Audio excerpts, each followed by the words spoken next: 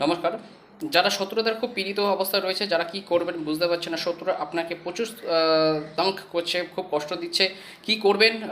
একটি হলুদের গাঁট, একটু বড় সাইজে 1 ইঞ্চি বা 2 ইঞ্চি সাইজে একটা হলুদের গাঁট নিতে পারেন।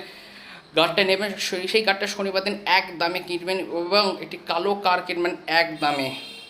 ওই হলুদের গিটের ওপরে আপনার শত্রুর যে নাম রয়েছে, আপনি যে মনে করছেন যে এই শত্রু আপনাকে খুব পারেশানি করছে, তো সেক্ষেত্রে আপনাকে কোনো ওই শত্রুটির নাম গোত্র যদি থাকে খুব ভালো হয়, তো নাম গোত্র দিয়ে আপনার ওই হলুদের গাঁটটির ওপর টোটাল 9টা গিট বাঁধবেন, একই জায়গায় বাঁধবেন, কোনো অসুবিধা নেই, বা আলাদা আলাদা জায়গাও বাঁধতে পারেন। এইবার ওই মা বগলামুখী ছবি যদি পারে খুব ভালো হয়, নাহলে মা বগলামুখীর মা স্মরণ করে আপনার যাতে শত্রুটা নাশ হয়, আপনার শত্রু যদি কোনো রকম ক্ষতি না করতে পারে, এবং আপনিও যদি সেই শত্রুর যেন মানে উল্টে অন্য রকম রিয়াকশান শুরু হয়, তাহলে সেক্ষেত্রে আপনারা কী করবেন, ওই বস্তুটিকে আপনারা রেখে দেবেন আপনাদের কাছে গিট মারা অবস্থায়, দেখবেন খুব ভালো।